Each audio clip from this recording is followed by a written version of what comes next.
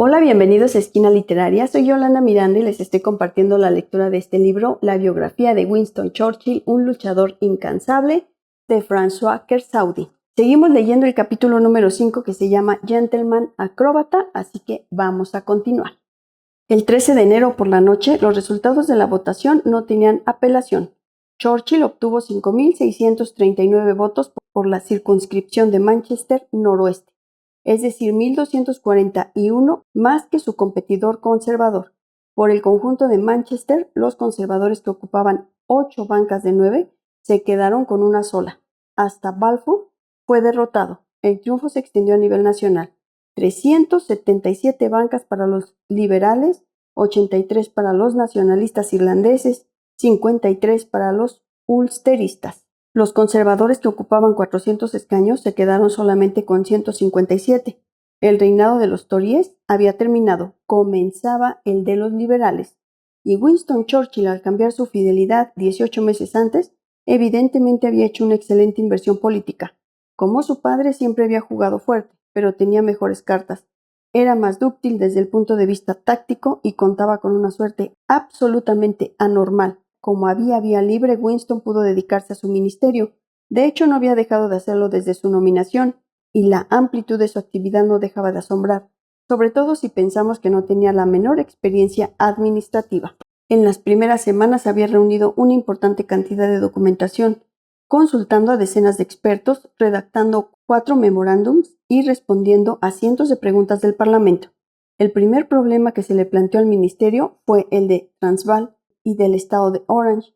Desde los acuerdos de paz de Vereeniging, 3 años antes, se administraba como colonias de la corona.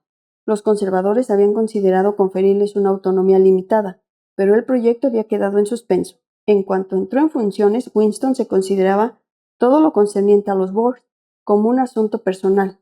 Envió al gabinete como si fuera Lord Elgin 2 ayudamemoria muy densos con conclusiones categóricas. Había que acordar con las 2 colonias una autonomía interna completa, y cuanto antes mejor. El gabinete se dejó convencer, y el viceministro de las colonias jugó un papel muy activo en la redacción de las constituciones que fueron proporcionadas por Londres. También intervino con energía para que las adoptara el Parlamento, y con tesoros de diplomacia para obtener el asentamiento del rey. Sin ninguna duda, los Boers no podían tener mejor abogado en Londres que su ex adversario. Durante sus vacaciones, Churchill pasó rápidamente por Trouville para disputar algunos partidos de polo, luego por Deauville para jugar en el casino, y después se fue para Silesia, donde asistió a las grandes maniobras del ejército alemán por invitación del Kaiser. Con esto redactó algunos informes que entregó al Ministerio de Guerra, algo sorprendente de parte de un viceministro de las colonias, pero este no era un viceministro común. En cuanto regresó, empezó a organizar la Conferencia de las Colonias, que se llevaría a cabo en Londres en abril de 1907. Era una tarea delicada, porque el gobierno anterior había previsto realizar un gran foro para lanzar la preferencia imperial, y la mayoría de los primeros ministros invitados, especialmente los de Canadá, Australia y Nueva Zelanda, seguían siendo favorables a ella. Por lo tanto, había que recibirlos como reyes, convencerlos de contribuir al esfuerzo de la defensa naval y hacer que se olvidaran de la preferencia imperial. Churchill no logró y tuvo largas y fructuosas entrevistas con el general Botha, nuevo primer ministro de Transvaal, quien en noviembre de 1899 comandaba el destacamento Boer, que había capturado a un joven corresponsal de prensa ante los restos de un tren blindado.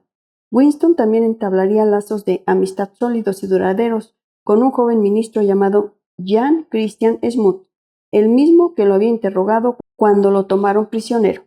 Decididamente Winston estaba en su salsa en el Ministerio de las Colonias.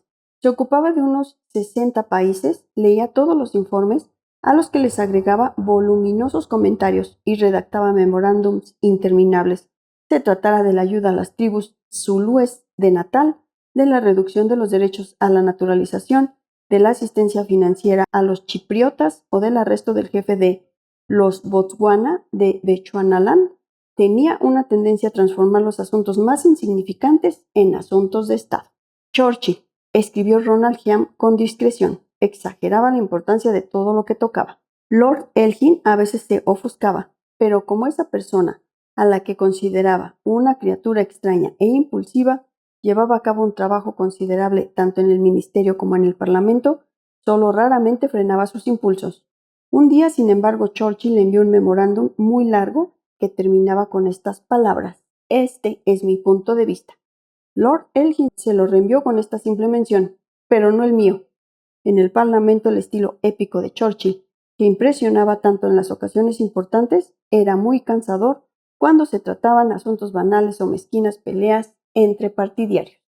Un poco perturbados por este frenesí de actividad, varios ministros terminaron por convencer a nuestro gran trabajador de que merecía unas largas vacaciones. De modo que en septiembre de 1907 dejó Inglaterra para realizar un largo periplo a través de Europa y de África. En Francia asistió a maniobras militares absolutamente indispensables para tener unas buenas vacaciones.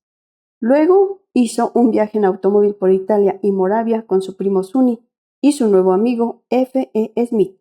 A comienzos de octubre fue a Viena, luego a Siracusa y finalmente a Malta, donde lo esperaban su secretario Eddie Marsh, su mayordomo George Scrivens y el coronel Gordon Wilson, esposo de su tía Sarah.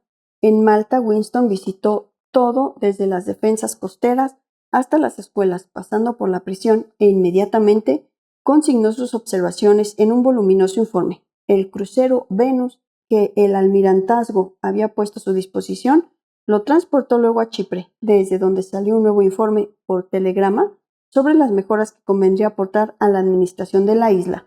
El crucero apareció por Port Said, atravesó el Canal de Suez y el Mar Rojo, hizo escala en Adén, luego en Berbera y en Somalia, ya que nuestro viceministro quería saber por qué el gobierno de Su Majestad gastaba en este protectorado 76,000 libras con tan pocos beneficios. Winston estaba muy satisfecho con el confort del crucero, su secretario Eddie Marsh mucho menos, con un calor apabullante, trabajaba 14 horas por día en 6 enormes informes que provocaron un indudable estupor en el Ministerio de las Colonias, donde creían que Winston estaba de vacaciones. Espero que les esté gustando la lectura de este libro, la biografía de Winston Churchill, un luchador incansable. Los espero en el próximo video para continuar con esta lectura. Muchas gracias por escuchar.